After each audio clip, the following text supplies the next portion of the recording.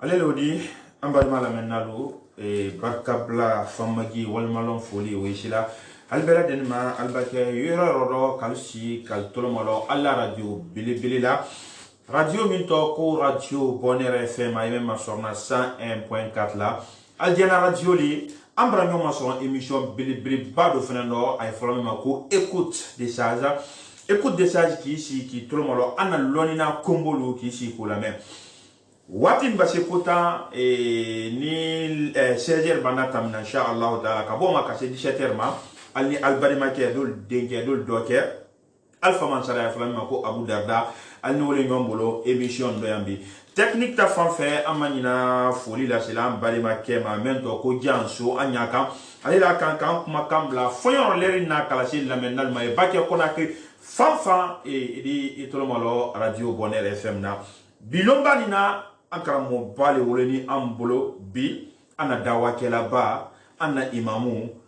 ana karamoke bela deninka milon konakri lagine ani lagine refoka nato ko Sheikh Mohammed Ali Kaba wole ambolo yambi ni ala dira masha Allah taala mo shema ya to mena dul malo fro aka karanke lagine ya ka shema ke jiro kure amada ofenema abora ya no arabul kata kawadi arabu jamana ire ka awara kawa université ke ka master ire fene ka ofenen ke bibini no ala doctoral ka ko sebeli ke umo bali ambole ya binal kalsi kal to mo inshallah li na fabil bi so ana émission na Ustaz assalamu alaikum wa alaikum assalam wa rahmatullahi wa barakatuh Ustaz aswan bali la na la radio Bonheur FM na yambi koko bakiro Ustaz mo si mambali sininte ka to mo la Ustaz fuli kan juma ibulo kala shela menal mafo foli la timi ko namo nyafe ka kuma salile koka place min salila namo ka wala ka fo ambade maslama lu namo Nala sonama ana émission meni namo sali kabo namo nanka fo anya wala ko makanga wala nyami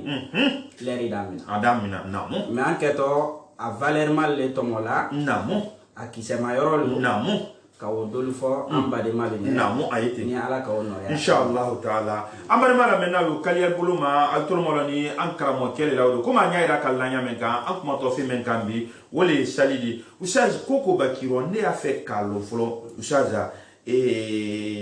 plasi jomani ye salila folo islam ya kono folo ol masana ngere do kono usaz parce que usaz folo mune ma folo ko sali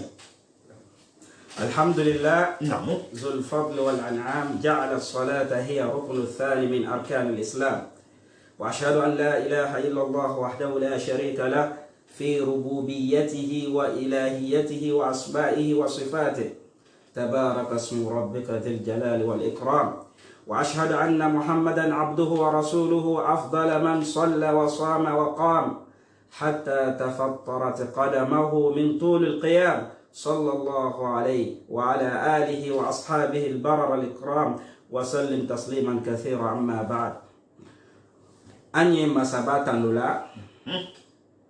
مسامي تندولي كاكا نعم مسابا من كفو راني جونا فوليما أني مسابا وتندولا كبانكا بركابو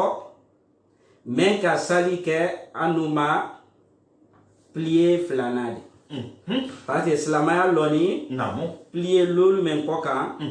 plié premier namo wala shahadatu an la ilaha illallah wa anna muhammadar rasulullah namo ite ke islamadi fiye wole fo kalimena alama kaban kalimena alla kilama sallallahu alaihi wasallam namo o baba plié flana men an jamar minna wala iqam as-salat donc nyalon sali place mina namo alele deuxième di islamaya men kono Allahu akbar e balimaya ba boy ala makalimena alla kelama men tuni wala islamaya pliero wole sali Allahu akbar donc wo mun dilala namo amman kan ka sali mina bolo fe kola namo anye sere ala fana ka denkenea ko masa te min bato de adamade munafa et la dunya terre fo ala ala lu kashiya mol bolo jolu kashiya mais wolte nafa la mo Allahu akbar. min bato di nafa dunya kono Namo. ani kiyama kono wole ala di azza wa jalla. Allahu akbar. Flanya to masamena dina men kono ni mom ka fella ala koka ibra kafriya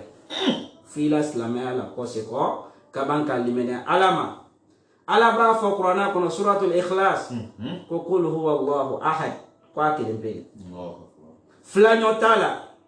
masame itena fola makafo ni ala te lumeno ko jibril kanka placita wote akele be naka itena fola dani masama fana kona tuma bembla place mina ko min tuteke adunte mola akele be ni bom ka fembrella ala koka flanka faya boloma ya lon ka fele bra kafriya ido ibasa kito flanka fa koka kia malon sini ila masadi sirete la flena kumate kaninka ambra tra flanka faya meni ka ubben ka ubandoni no ala mo amin Allah amin Allah ko ko ambra seriya fana kalimeneya kwa kunti muhammadu kila Abdullah wa rasuluhu ala la kedeni ala la jonne salatu we dan fe nafsa bante menye mi nyomada anyonte na dana kela mo menye min ka dan masa bato salimena ka bato kato ka senfunu lobul ala braba falama ko kela mbri jurumuto ibrahimke imamenke mbra jafa be mais atundi lo ka salime ke alanye ha sentundete adumu jafa ko fe Allahu akbar amuso mama Aisha radhiyallahu anha muso men diana nya namala fsa muso beri o ka fa ko kela ala ku ka bi jurumu ka fari ibrahim ke mamenke ene li lo la saliroti ha ki senfunu sali bolo aku kita fe nyike kala ko malo Allahu akbar nan kala ko malo na mo kela tu yabuto mosusu niki mo yol ko malo na etena balla ala ko malo Allahu akbar ni donc ala ko malo la in shakartum la azidannakum ni ka ale ala ko malo ade dola ila ke woli ko ka amra ka woli kanya ala mo amin amin ko barka bari mala menna men tolo malo ni radio Bonheur FM nan ko lo falnyana ambaro yo bi we jondi wole ankara mo kedi Sheikh Mohammed Ali Kaba Sheikh Mohammed Ali Kaba ale doctoral kan leri nati ya wala ambolo temi ya mulan kuma la salika nam ustaz amra fi samati ya soro sali mundi lugatan wa sharia wasla sali passe arabul ko namo ko al hukm ala shay farulan tasawwuri ibaka tem susukoka ya lo yefe men kamunu yani ya bare dan Allahu akbar ko me ana tem salle koka namo munto sali munu anya fe ka wole nyafo ka wala wala ambadi malolo Allahu akbar lonal quand même fo salima logamol bara parce que logamolu munu ka arabu kan wala wala ka logayrol lo an kuma to wole koka amba ban seriamol bu kam fo salima nde kuma koka namo logamolu wol ka koromen soron salila wala koronani koro jona kiba me ko sali bi mana du'a bil khair wole to ko ad-du'a bil khair ni wole du'a be fanante here du'a le koy mais dalu min fonu la qur'ana kono Allah kila sallallahu alaihi wasallam tumana min ala ka jamari ka fanya na khudh min amwalihim sadaqa tutahhiruhum biha wa tuzakkihim wa salli alaihim inna salataka sakanun lahum mais Allah kila sallallahu alaihi wasallam ala kwanye namo kwa saraka mina modula ja namo munu ni ja ibrase jaboma samra tunela woni koka ikan kas dila jadi koka jaw mina molla e baban fana kuma bolo ma fana Allah kila ko sallallahu ala kwanye wa salli alaihim o korote ka fa isale nyede namo o korole ka duwa ke enye herela Allahu akbar wa salli alaihim inna salataka sakanun lahum Allahu akbar ka fa Allah kila sallallahu alaihi wasallam parce que wo mun jilala moba ko kinye e kata duwa men kelanye herela wole to salli alaihim o tajila ka fa yoti lola le ki salli ta o to sali korote parce que anye loga bolo le mamu amma c'est seria bolo namo donc Allah kila ko sallallahu alaihi wasallam إذا دعي أحدكم فليجب فإن كان صائما فليصلي وإن كان مفطرا فليطعم من نكلا la hadisa Rasulullah sallallahu alaihi wasallam kuni baden ki wole kawa akake furusilidi akake dina bodi akake dawadi akake kilili susudi ni ala sosote kilili mende kila ja ibade mala kilili jadi ibawa kilili jabiro ni kini munutibila suma munutibila neki kiliki na domunike ye domunike ni de sunno fal yusalli o bake ki do okeye amma foka fo yi sali nyade fal yusalli o korol ye do uke enye donc yorondo ya sali ko te o do ko le Allahu akbar ranya namo anye luga bulole mamu wa alla kila sallallahu alaihi wasallam amban ko do min lona ka fo ni mo kikili ni sunno kiye fal yusalli alaihim bimana fal yad'u lahu namo wole ka do ke namo koro sabana koro flana men salidi fana wole al istighfar lugha mo namo bama as-salat bimana al istighfar alla kila sallallahu alaihi wasallam kuma kamen fo hadisa kono ala mala dialama akodi ko inni bu'ithu ila ahli al-baqi li usalli alaihim wa fi riwaya li umirtu li astaghfir lahum tumala min al-baqi qabru so men madina parce alla kila tre bolal wati la kawama tamam baqiya kono namo ka sulu li halalo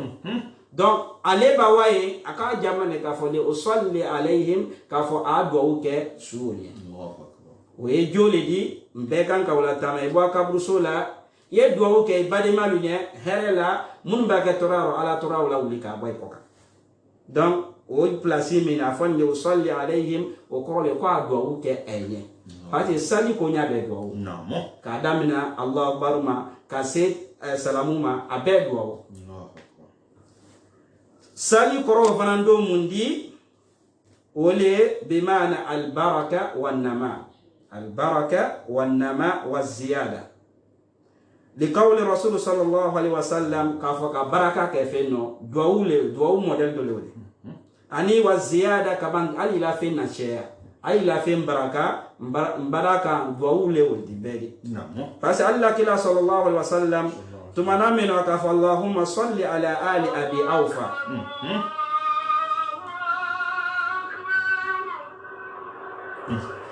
tumana min Allah kila sallallahu alaihi wasallam namo awala eka invité ka fo awa don ke ali abi awfa comme Allah kila sallallahu alaihi wasallam atrafa majilale namo iba wole adila kilili jabi awa men kana ban domna akaban ka duwawu ke li ali abi awfa aka duwawu ke wolinye bil baraka waz ziyada wan nama ka duwawu ke wolinye ana kuma la minu be mundi wole duwawu donc corona ni na we mundi salita bulma bimana rahma kahina odalu bani qur'ana kona ala ko inna allaha wa malaikatahu yusalluna ala nabi kila nala ala nala malakalu kwa salatu kila dan fe nafsa bantenye ote ka fa ilola le ka kranke ka sali ke otede duwawu men kene duwawu kala bir rahma wa kala alla kila sallallahu alaihi wasallam luga mol tabloma eka koro men soron ka ben salima wole kala koronani koro jona addu'a bil khair ka du'a ke herela koro flana wole ka jum ka fari nyini ka uke ibademanye koro sabana ka baraka du'a kanye ala fe aka hereme kinya ala dola ukan ala baraka korona nina wole ala la hinala komi ala reka tanu menase ala nabi mama korona kono mi salatudi amina la kobarka ambari mala menna la ko le fo anko ni ala dira ma nafa belebele amina mo soron ka fra ankra mo kela anyere buru alo loni yere we wala ana emission ko na musa skaliya bulu ma ambra fam yali sola wa islahan sariya bulu ma sinesa aji se mun lona salima sariya bulu ma namo lonnal kamin wala ka ben sariya bulu ma parce que loga molu e b'a fɔ ko filistila anu dawa molu anu shera molu anye mana listila le minna loga molu tale anyo fola le ka kuma la dia mais nanyini mindi wole shera molu quand même ma woye mundi fahiya ibaratun an aqwalin wa af'alin makhsusatin tuftataha bitakbir wa tukhtatim bitaslim ma'a niyya woye kuma kan ne di adama de men fola ha ani ye bare men kela bare mun kere kere ni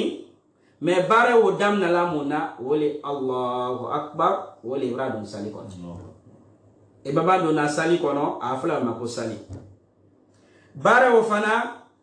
fana datuna muna alonna makafa braban salila woli assalamu alaikum wa rahmatullah assalamu alaikum wa rahmatullah eba obla wajila ka fa ibrahim bola seli kono don tomasri flame ala Allahu akbar takbiratul ihram wole ka dua kono salamu alaikum wole ka dua kono ni kana moso Allahu akbar asalila ibrahim sali kono Allahu akbar aba salamu alaikum ibrahim salila donc loni me ambolo ka fo mo ibrahim sali kono ani mo ibrahim salila wole tomasri flame ndi eba don Allahu akbar eba fo salamu alaikum wole foni lonnal bolo ko wole to ko sali Allahu akbar mais kuma kan men ye kuma kan bete ala kuma kan ne kan ka fo sali kono parce que saba kemen ka tiso seli ronaka kuma sabal kala gosi kela ka babang kela ka kili sallallahu alaihi wasallam ko sali meni kuma kan brete fola sali men kono fo ala kan Allahu akbar donc ça yoro ni mo salda ko mi wati tamna do ambade ma do sallam man ka kanu ni mo salda man ka kanu sali kono yala wala sali woyidi ba ate fola sali todi Allahu akbar parce que sali mindi foye sali ke ka kwana le ka Allahu akbar parce que ala ka sen rasul jamarimi ke ka foka ba sali damina afana nyana ante kuma wala janjala fani faqra'u ma tayassara min alquran Allahu akbar amma fako iketo mun fola kambrero ate folo ma qur'ana Allahu akbar min fona inna anzalna qur'anan arabiyyan donc atiba fo kambrero wajila ka fo man ahdatha fi amrina hadha ma laysa minhu fa huwa radd. Donc ote benya subema lonna social to liba me amma me saba mun timini alla kila sallallahu alaihi wasallam sallu kama ra'aytumuni usalli fa yeseli komin kan salinyami sabalu ka salinyami min alla kila la amma minana lon kelimpe ka sali ke qur'ana qoro tafsiru la ote afani faqra ma tayassara من القرآن الله أكبر كبركا هل بسامر ما لمنا لونال كالسي كالتور مالو راديو بونير اف ام نا 101.4 الديانا راديو لي اني لونا كومبو من وليلا سالدينا بودوني كورونا فيلم انا دينارو كانا كو نيابو كوتا كو دي اما نام اسال امبra na fa belbele sur l'émission parce que mbra ko mal membi ntuma de kamen be korma usal nya fe karo ay sali men gane sali men dina ne ma ba won ma mo burel mo men fren ko nanya sali ko fora wol fren alhamdulillah sali men anye sali men kokante namo al-umam as-sabiqa sali fala wulnya Allahu akbar sali dante kela manto nya sallallahu alaihi wasallam abo manto munun timini kela nya kadam bima ibrahim tawati hakana sikela ma sallallahu alaihi wasallam wal be jamal risalila Allahu akbar mais ibn taymiyyah rahimahullah awle fala me sali nyalu bol ne tre nyoma Allahu akbar والتواتي اتر سالم كلا نعم اني انو تواتي اني سالم كلا ديفرنسيا الله اكبر ناتو ومثال دي ميا جلالا كو جونا مولو ولو اجمال لا ساليلا نعم ando ta komi awle fula ko kele amo be na kelen fakele nعم parce que nala e be nala kel kuma kan kelen pele e te nyona fo الله اكبر ومثال mundi min da jila ka fo salimeni akela jona molu nye نعم wole ande kelamo minto Sayyidina Isa alayhi salam Sayyidina Isa alayhi salam koma la esforante esfor fo wati نعم fatalila nalala o kisa o foni Maryam kono me koma na temto kanto latira نعم anaka asromike aslana nato dendidi o kon la flika amina ako inni sumtu lirrahman falan ukallima alyawma insiya atena anato dende abra dilla babu fani no anato di sokono me keso mun ditoma parce ika den sorondi ina make jatoli ele ka den men sorondi ale te kuma jabi Allah ala ka kuma jabi don jombolo wala Isa alayhi salam itolo malo Isa alayhi salam wa huwa fil mahad ad babu fani na dingin to aka kuma men jabi koma na temmen ka anka wole tomo au kodi molunye wa awsani bis salati waz zakati ma dumtu hayya Allahu akbar kafo mola na ma fi min kala kafo na ma ke jatodi kabanko ale kila mole di alaka ala keto men lola ama fege moluma kabanka fo nyana ko masaba fanambra sarala ko salidi bis salat sali wa zakata ni jadi ma dumtu hayya madama ali anya Allah ala ka jamari salila ka kan ka oke ali donc wala ka anya fla c'est na isa ta saliwo ese saliwo le comment ta sali menilla de français salila mais ala ni mene ala ka a jamari munna wole ka sali ke ala nye comme c'est na isa quand même fo ko na ko Allahu akbar o ni ka o ma fene demen kumala ba mufani kon namu kabanka fo mol yina ko alabran jamari nya abato we kabanan ko ba anu marwam balugo yala ka bunye ka ke lutidi ka fo sali ko fo le nyele buto dengina ni ababu fani no wole ko alabra jamari salila ele mraban ko la buto ka bunye ka ke lutidi ese ko le ma kumati le ma sali men ka ono ya nyala ma amin Allah salifana ni ka ma fene ko ma nye juna mol la ko le ko namu Shu'aib namu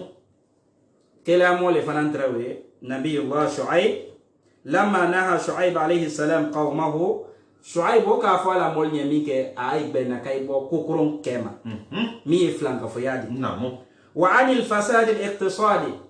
kaban ay ka tinyel munna du ko kan ka ay wol boloka ay ala flanka fo yamena ala makay wo boloka ala mol ka mufo qalu ya Shu'aib as-salatuka ta'muruka an natruka ma ya'budu aba'una isali men kalawe ko wolile afalali ka anu be am bembalu temen kan kanyu boloka ala mol ma fo ko as-salatuka pila sali ya lon ka fo sali tere jura mutawana o sabana fana Ibrahim alayhi salam sayna Ibrahim namo tumana mino akala dimaya to fi wadin ghayra dhi dhar makan jamana kono namu hijaz jamana kono abanko kala fana gafo ko rabbana sakantu min dhurriyyati biwadin ghayri dhi dhar'in inda baytika almuharram afadi rabbana liyuqimus salat ha kala tra gafo ay salila lo namu donc wajira c'est Ibrahim fana tawati salitre basa bra la tra ko bra de ala dimba to yororo minte seneke dudi mo fanante yoro maslali kabanka ala tra ka fa wala tan kabanka fo li yuqimu salat ka fo like salila lo wade wajila la ka fo kila mo muntimini sali tra wal tawati kila mo fana nabi Allah Musa alayhi salam tumana meno aboto teli madiana abanko anto kisa fana fola anam kalimiqat rabbih fayatalaqa a'zam amru min Allah anala ale kata ya miria kafo akwa muso ni makono wato ni kata me nyina sanyanja ale miria ko tale me wa men kay ala ko kafo ikhlana ale innaka bil wadi muqaddas to qala samrabo me kuma sura ko inni ana Allah la ilaha illa ana fa'buduni wa aqimis salata li dhikri ako sayna Musa kafo isillallo ni ala ko fodi mralon ka fo ja sedi fanantre seyna ta Musa tawati sedi tre seyda Ibrahim tawati sedi tre Shu'aib tawati sedi tre seyna Isa tawati afana amralon fana Sulaiman mun ko Sulaiman alayhi salam tumana mino atola la su ulla toluna lansaraka timaka namo aka yeraki min foni suratu Sad kono hatta tawarat bil hijab bimana ashghalahu an salat al-asr lansra seli wala timina ko ha tele bela donc mun ka oke aka so men kala so la kabo salima mi lansra seli donc wajila ka fo mulku Suleiman fananta wati ya sali tray ba ma fene ale ka yere yara ki minke anu ma fana ande to amu keziro ande to tamanno sali de timan koka ambana anyi mu fala yere ma esa anya yere yara kila esa akela nyana kodi wajila ka fo Suleiman meni adamade alon yuti la loko lona ko limina ila ni sali kaliblo fangala ila limija limina moli ni sali borabole bolo ya limina moti kawle no ya nyama moleka donc wole mulku Suleiman amra lo fananta wati ja sali fananta yi amra lo fana mama Maryam tumana meno Zakaria ale fana amena sila hatta بعد أن بلغ من الكبر إتيا أمنا على مدين دام أبرا سونجا أمبرا لا ترى دين تمن بلا دين دايما أنيا لو دين فنا على لبلو أتي سوما بلو أتي والكي بلو ني دين كو ي على ترى على دين ديما زكريا ما فنه أبرا كرويا أدو أدين كورو ملكا نلر منا كنلا كما جابي كفو على برا دين أبكتي سولا دينا فنادته الملائكة وهو قائم يصلي في المحراب ملكنا أترمنا يصلي في المحراب واجل لك فو سلي مني فنا جاء زكريا فنا تواتي سلي فنا تري فرسول الله صلى الله عليه وسلم دان في نفس بنتي نبي ما بلا بان كلا مو بلا بان تمانا منو كافر فنا كا أوكيبي عن صلاة العصر لانسرا سليما أبا من كان فيدعو عليهم دعاء مرعبا أكبان كافر دانكا أكافانيلي ملأ الله قبورهم وبيوتهم نارا كما شغلونا عن الصلاة ها كبان كايدانكا قال ما إلى كابرو لا فلا أنا إلى بونكونا يرولو تالا وي دانكا تالي دي كومونا إبراك سابودي كاكيلا empêcher l'entraceli watiba wo munjilala kela mo muntimini sali tra beta wati mais ibn Taymiya quand même fo sali ni dula sali aboni nyoma mais ne bima be yalo ka fo sali tra beta wati alhamdulillah rabbil alamin ambare mala mena ko lo fo alina tunyare fo wuluma awra keda fo lo usaz ba kuma na akana bla parce que ni yɛrɛ bɔ kodol kalama sunya yɛrɛ fo woloma n tun tɛ min kalama an ye dugawu kɛla an karamɔgɔkɛ sijana k'o di ma ala bolo ala mun de kɛra ka lɔni kumala ala bolo ala mun de kɛra n'a usaza mɛ bɛɛ lajɛlen kɔfɛ sa an y'a fɛ k'a lɔ i bɛra lɔni nali taa o fɔ mɔ min tamini kilani min tamini kuranna min yɛrɛ y'an bolo tɛ usaza sali ko kuma da nu juma ye kuranna nin kɔnɔ bɛɛ min y'a yira kalan na ko sunya yɛrɛ fɔlɔ ko sali ko fɔra na kuranna kɔnɔ hali n'a tɔgɔ dalu le di place men sali mena silamaya men kwa pe ummati Muhammad sallallahu alaihi wasallam face entre umam sabiq entre ummatan Allah kila sallallahu alaihi wasallam sali min di amantonuma o frankela ataf sabanti adole comme sali Allah azza wa jal akaseli min fadaya Allah kila ma sallallahu alaihi wasallam وهو في مكة مثل مكان لير من الله كلا صلى الله عليه وسلم جبريل نلا كان الله كلا صلى الله عليه وسلم كم رواية كلا ترى أبوني كنا دل كوكاتر مصر كنا mais social toro parce que mun ka makan lon kila soro ni rom na we haram kono le o misri bra wara o be o le kono mun ba fa ka fa boli ngone kono social toro Allah kila sallallahu alaihi wasallam Jibril nalaka Allah kila ta sallallahu alaihi wasallam kaban kawadi sanfra uruf la mima na eso la minimum na ebera feke Palestine nema ya fama ko zulzalan wala yinoi afana fa salla ala al-anbiya akasilike nabi mal wajila ka toujours ko islamia mena ko be salli abanko salike la nabi mal di ani Jibril ka ta kala se bura kono kokan kabanka yela di sama ase sanfra jonafa katime la kaba flana kawasama me abwa kota ede men kali ko joye pa san datunne ada ko Muhammad ma'aka ada ko Jibril ada ko man ma'aka ada ko Muhammad sallallahu alaihi wasallam kuma la soye bala wala hak wase sanfra urumblama esseye nga sidra monta Jibril alayhi salam akoko kela ne place ni katimi kandele Allah kela sallallahu alaihi wasallam atimina akawase dan masama sallallahu alaihi wasallam me Allah kela ma dan masai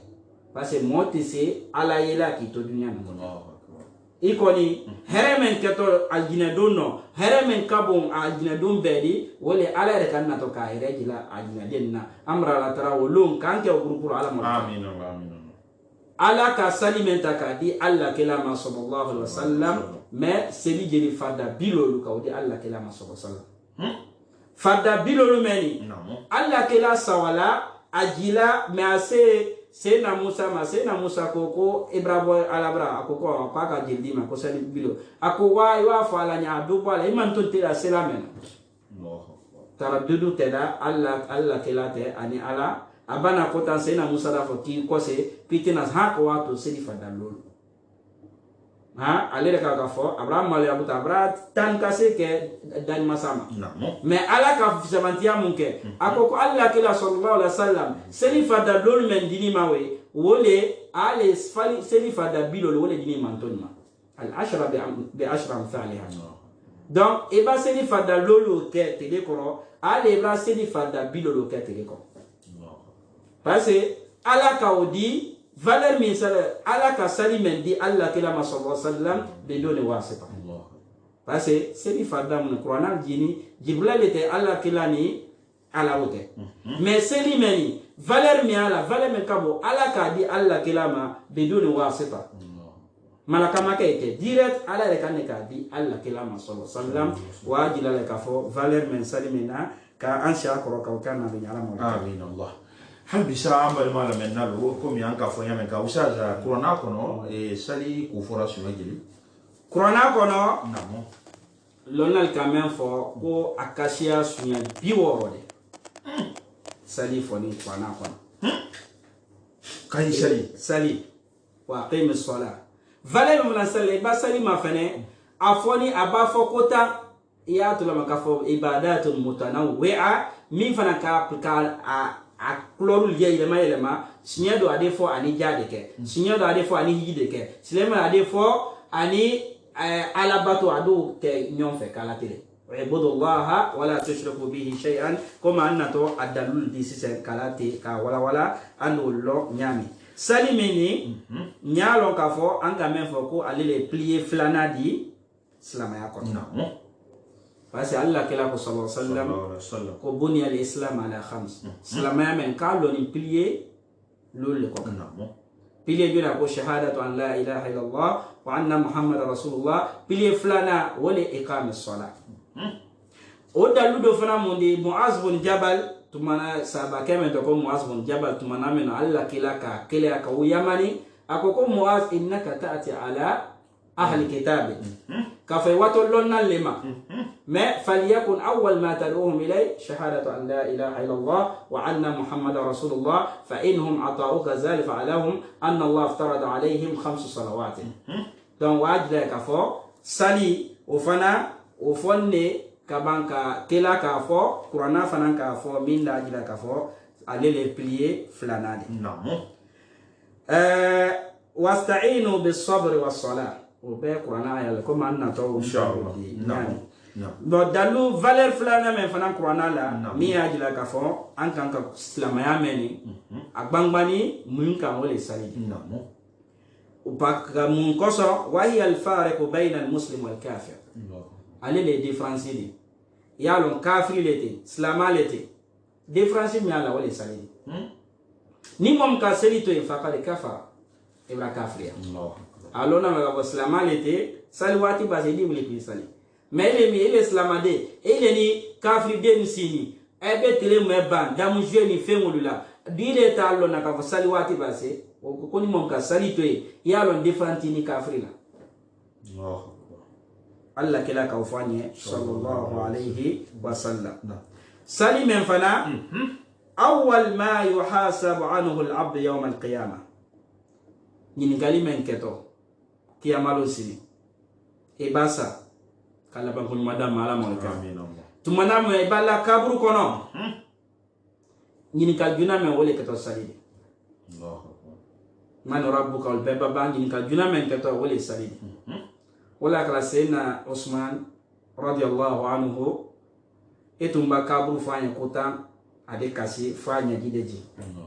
ako kaburu wala adabali na sojunadi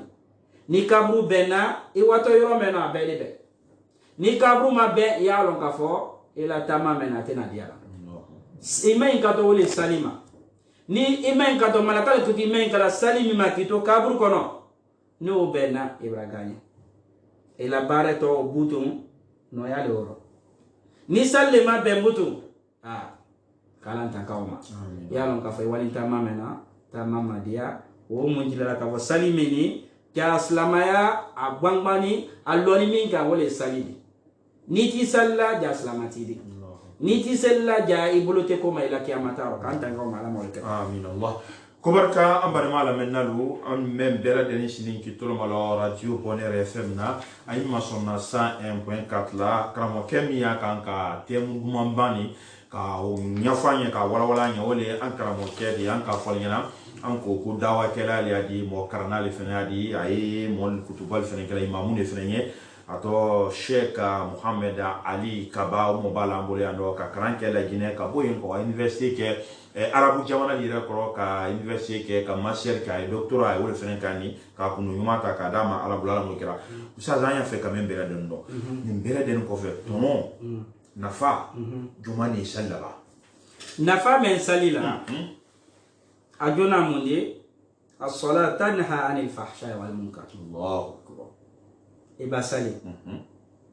e kokoro men kala sali de ben ka bama Allahu akbar ni kide ya kokoron ka namo o be le ke ba koro e jokoron ka e mi wanyalo e mi senyalo ila sali ma fena ni la sali ka ben adi ben ka bo bara jube ma Allahu akbar mais ni sali la ye kokoro model be ma ka ke ya lon ka fo ila sali o ama anya important fo etima parce que anomaima tono men seli la seli amo benale ka bo kokoro koka ki ke joyumatidi ki noro ki la ko dia alanye kabanka dia alanye parce que ni afe ka dia alanye ila sali shamanke sabaka men Allah kila sallallahu alaihi wasallam ako Allah kila sallallahu alaihi wasallam ko nyafe iketo place minna kiamalo sini aljina kono nyeke place la hali masila barero mais iketo place minna nyeke wala Allah kila ka fode alayka bi kasrati sujud Allah illa ja yesu du shamanke sujud non teso kala fi salile namo donc iba sali shamanke Allah kila sallallahu alaihi wasallam ya lo ino beketo pale kele na kiamalo sini Allahu akbar ka sali woli no yanye ala moleka amin allah valeur men do sali la wole amo bena ka bo kokoron kan ki bla beren ko kan ki la comportement be changer sali le wokela adamadena namo sali men fanani ka sali ma fene as-salatu thaqilatun ala al-munafiqin wa ala dha'af al-iman sali meni agbilian ne munafiquma ni ka seli agbiliani ma salayi la sisella munafiq le ko foni sali kala munalma adamani nganki yere ma fene ni kalo sali bu gbaliani le ma ako ka ke asalayi la gbale ya lon ka fo jaye munafiq ko ko ha wala dhi'af al-iman mu'min fanan le la limania limana bataila e dina meno bulu fe ko le di nyalo dina meno atina bulu fe ko la ikan ka wa direct ikan ka limana ala male direct ala le kan jamar la kwa nyake ifan kan ka ke me ka defo me ana anya ala ko mina bulu fe ko le e bala ala la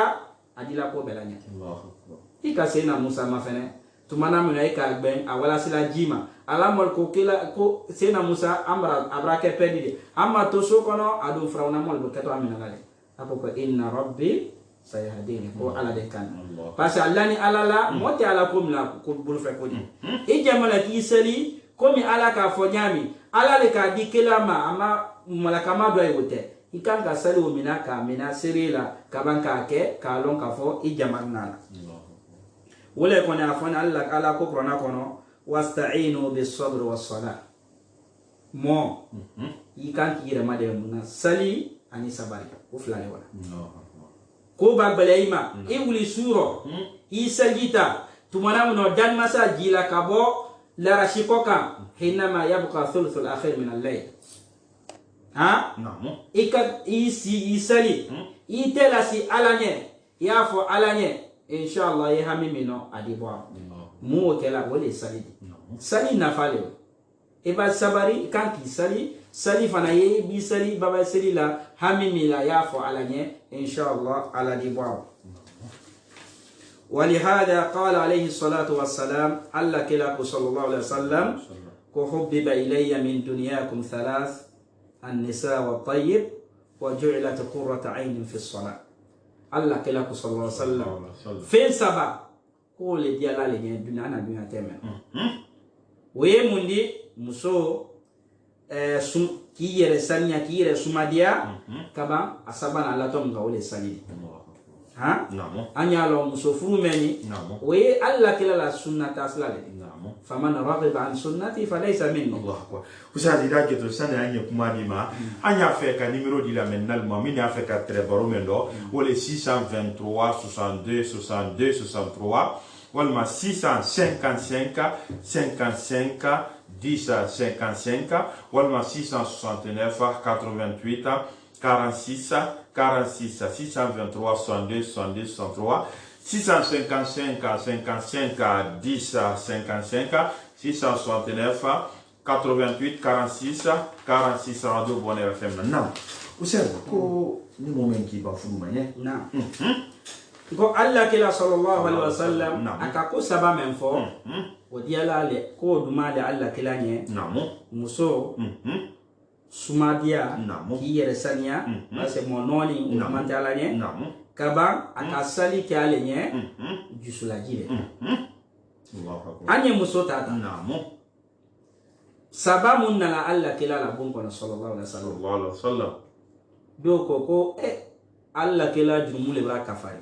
abramenke amaminke kila mole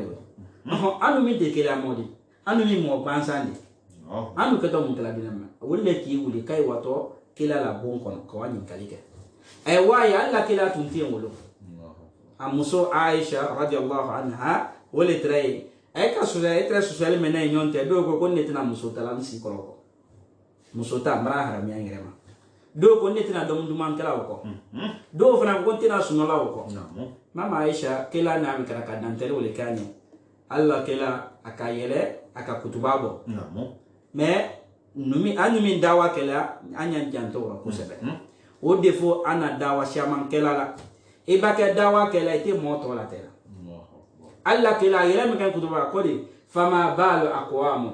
modu koti alla kala kay long kay tolong ay jamaro namo mais ate to fola ko mo mun koti alute musotala alute dom duman kala alute sunola alla kala ko ne musotala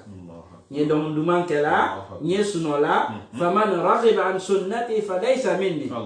ni mom ki ba nira sunna slama ka foite musota yo harame irema kuita le kala ma to donc fe mun la dahana ni ana wa harame irema wala tansa nasibaka min ad-dunya Allahu akbar allez le dia ambare mala mena 623 62 62 63 655 55 10 55 669 88 46 46 namu sada yere la sanya wodo namu mo kan ki yere la sanya le komi min fala ka fa inna Allah tayyib la yaqbal illa tayyib wolu adamadin susu namu iba islamaya longal ka kitabu min nabo iba ma fene ay adam la babu tahara sanyale ma o mo e ban sanyala directement ay de do salikon wajla itisi salla fi sanyale ni noni itisi salla wajla na dina meni akan jamari sanyal lamunu après yena to salika donc ni kala mo mi sanya ni wati be ya lon ka fo silamaya kan jamaro la ele fana sunna mo le di mais ki yere ki ban ka fani kurondo ko mo ka ki bana dinaro no o te dinari Allah ha sunna men yere sanya ila fani salma yebo yenye maro wole to ko sunna كونه يعني آمين الله كلا صلى الله عليه وسلم وجعلت قرة عين في الصلاة ما سلكم نعم سلميني كو على كسلي كالني أباها من قطع إذا حزبه أمر واشتد به حالة أمر بلال أن يؤذن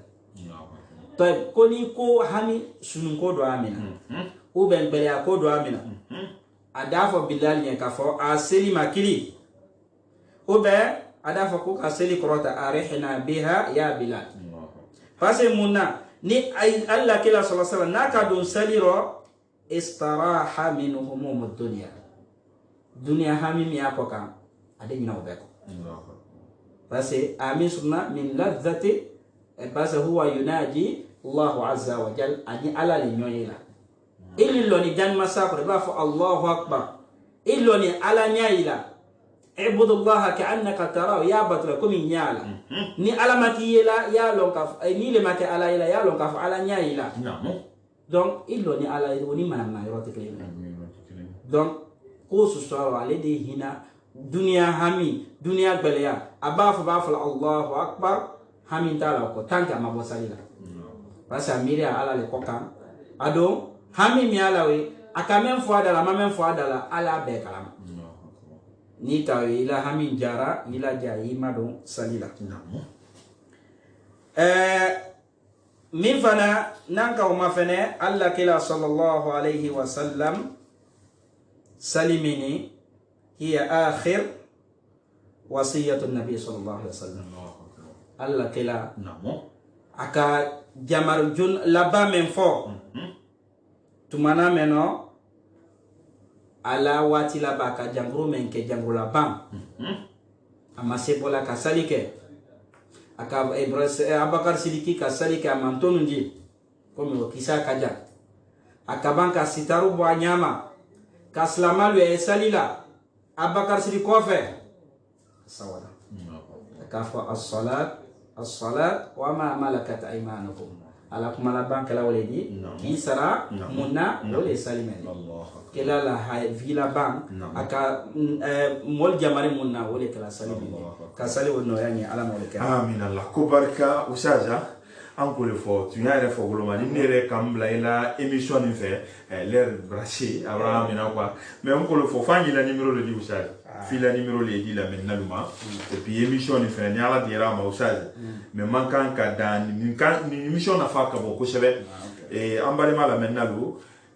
andi ankara mo ke min tungi ambarola na e Sheikh Mohammed Ali Kabari nyala numéro le folate amasoro do baray wati legi ni albora yando alkon kana wole ci chende na albora yando da wole ala numéro 624 40 545 32 624 40 45 32 ankara mo kala numéro lodi ni ala dira mo chaji do wuke kuma kele me fo oh y a pas de problème ba ba anye kuma la bana ma komi ana ustaz ga men fo kuma kashia anya lo salifana ale mendi fana sali la tasqutu bi hal min al ahwal sali te bela adama de ma ikake li harasu suro ja ni woliti ko ja ba be ma kontera hiji na setinye itese wala mais sali hali jangro to illa lani itese foi kela kela kan fa Imran bin Husayn na men ken ko yafla ma ko imorit wala trala ako kela sensi la ako please ilo iseli ni mase isi ni mase ila ifari ko kan ni mase ila fari do kan ni mase ila ko kan ni mase hali iseli ada iseli nyala ibana jangro to lo de bakel laptani ko ay bakel butu jangro ay ka tay iseli butu ko mbabo tin seli ni ka saura ka seli muntoy foni ka sa ka fri ko ka be kan ka sali alama dinya ya halala kila sallallahu alaihi wasallam kay to jahdila amadiya kay seli butu